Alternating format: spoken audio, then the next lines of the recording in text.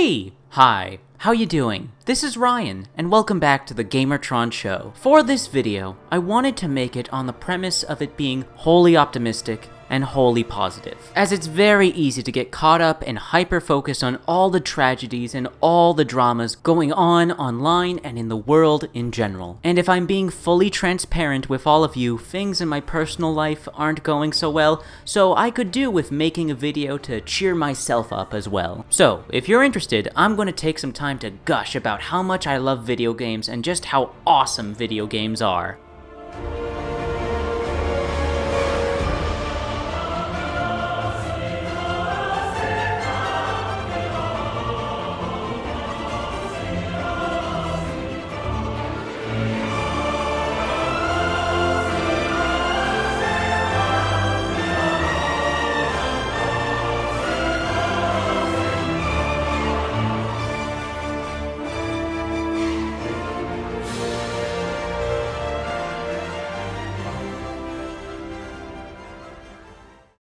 When I was a kid, I didn't have access to Saturday morning cartoons like everyone else did. Yes, tragically, I did not grow up with the classics. There was a video store where we would rent VHS tapes and DVDs of old animated movies and television shows, but they only ever got new inventory every couple of years. And of course, no duh, it cost money to rent this stuff, so we could only rent things once in a blue moon. So as a kid, when I was craving fantasy, when I was craving science fiction, I had to turn to my own imagination. When I got to hang out and play with friends back in kindergarten and elementary, the number one activity that consumed most of our time was make-believe. Pretending that we were heroes and villains, monsters and magicians, soldiers and adventurers. We imagined our playgrounds as alien worlds to explore. A common stick? No, that was the epic magical sword Excalibur. You see that basketball? It's actually a nuclear bomb, and we have to defuse it before time runs out. The imagination, the make-believe, the pretend adventures I had as a kid with my friends and my brother are sacred to me. I will never forget them. However, as you grow older and you make the transition to adulthood, while you may lose the desire to pretend that a common stick is actually a magical sword, one's craving for childlike wonders, to go on extraordinary adventures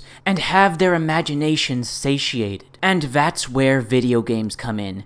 Video games are the impossible made manifest. Our imaginations given form and made interactable, with video games becoming mainstream, becoming the most popular and the most profitable entertainment medium on the planet. Many have come to underappreciate video games and minimize their value. For example, YouTube is flooded with these garbage videos from genuine sociopaths and psychopaths, declaring that modern gaming sucks, that it's boring, that video games aren't fun anymore, even though something being boring or fun is totally subjective and unique to the individual. And then when you point this out, they hide behind the shield of, it's just my opinion, even though they were making absolute generalizing statements, and were factually spreading misinformation, and perpetuating a false narrative, but nah, it's just an opinion. Dishonest intellectual cowards. Nonetheless, however, these statements made by folks viscerally aggravate me, and the reason for that is how it resoundingly dismisses all of the achievements that video games have made. Thanks to video games, we are now able to fully realize our imaginations, actually make dreams come true, live out impossible fantasies. And better yet, you have the option to do all of this while in the company of friends thanks to multiplayer. So many folks are so needlessly, willingly ignorant, unmindful, heedless, inattentive, the fucking hubris of the self-imposed negligence as to how far video games have come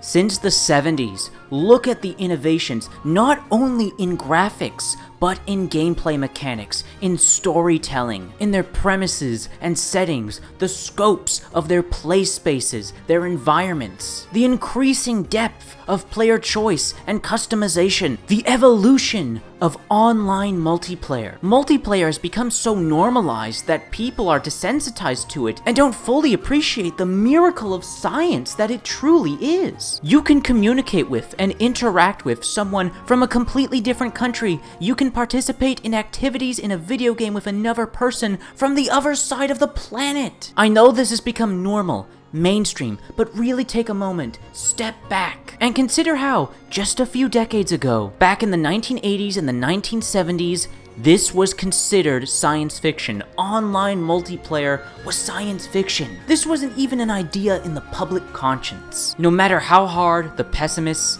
the cynics, and the narcissists of the world try to undermine the significance of video games today, their historic achievements, alongside the wonder and joy that video games bring to people, will outlive them. Thanks to video games, people are able to travel and explore fictional and non-fictional cities, utilize deadly, realistic, or fantastical weaponry. You can meet, befriend, or fight characters and creatures that used to be only restricted to our imaginations and what we could draw on a piece of paper or paint on a canvas. Thanks to video games, we can be experimental, we can be curious, we can be reckless without endangering ourselves. We can do things we would never do in real life. Personally, for me, and I'm sure many others have shared this experience, thanks to video games, I have learned so much about the world. I've learned so much about different cultures, religions, science, exotic words from the English language that I don't hear in my day-to-day life, as well as basic dialects for other languages that I don't speak. Video games for me have not only been an outlet for escapism, for dealing with anger and sadness, video games have also been a teacher, and I've learned so much from them. This is especially true when it comes to dealing with and considering difficult or unique subject matters. Video game narratives have grown so much, they've become so much more adult, they have so much more depth, they're so much more intellectually challenging. Debates about what is morally right and wrong, what it means to be human, and how do we deal with the consequences of our actions. God, I love video game storytelling. I love the interactivity, any degree of player choice, no matter how significant. How design decisions, little environmental details, and even entire game mechanics can act as major narrative devices and storytelling components. All of my favorite stories, all of my favorite characters, all of my favorite fictional worlds come from video games. Because the fact that these stories, these characters, these worlds are even the slightest bit malleable by me makes them all the more significant to me, all the more important, all the more engaging and satisfying. Speaking of satisfaction, let's get to the meat and potatoes here. Look, full disclosure, I'm a simple creature. I love fighting, I love combat. I find violence very fun. If I could afford it, I would take up wrestling, boxing, fencing, and paintball on a regular basis. But all that shit is expensive as fuck, so video games will have to substitute. And my god, what a substitute they are. Thanks to video games, I've been able to slay dragons, kick the ass of Nazis, battle in intergalactic wars against evil alien empires, blow up robots to smithereens, and the millions upon millions of zombies that I have dismembered. It's a beautiful thing. Now you see, all those scenarios I just described, those are the things that consumed my imagination as a kid. Those are the things I played pretend as a kid. No longer are all of these concepts restricted to my mind, to my dreams. I can see them, I can experience them, I can interact with them right in front of me, before my very eyes. Thanks to video games. It's why I will never dismiss or undermine video games. It's why I will never get bored of them, why I will never not love them. Video games are a part of me in how they fulfill my imagination, my desire for the fantastical, for the unobtainable, for the nonsensical even. But most important of all, and why I hold video games so sacred to me, why they hold such a special place in my heart, it's because thanks to video games. If it wasn't for video games, I wouldn't have met some of the most important people in my life. I've met friends, lovers, family, thanks to video games. If video games never existed in the way they do today, I would have never have met these people. I would be worse off. I would be a lesser person. And my god, I never want to consider my life without these people in it. That's really the primary reason I'm so grateful for video games, so I'm so, dare I say it, even defensive of them. When fools speak ill of the medium as a whole, despite everything wrong with the video game industry, despite all the horrible shit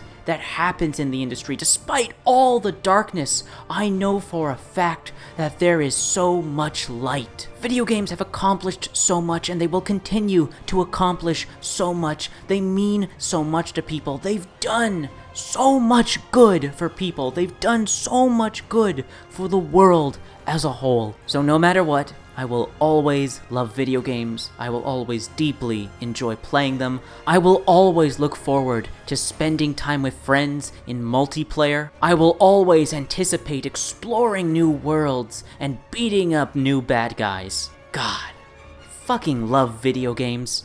Anyways, that's been a video. Thank you for watching. I hope you enjoyed it in any way whatsoever. Please leave a like if you did. Share the video on social media, Twitter, Reddit, and Facebook. Leave a comment letting me know your thoughts, feelings, and opinions on what I had to say in this video. And if you want to help out and support me, there's links to donate on my Ko-fi or become a patron on my Patreon in the description and in the comment section down below. Once again, this has been a video. Thank you for watching, and I'll see you all later.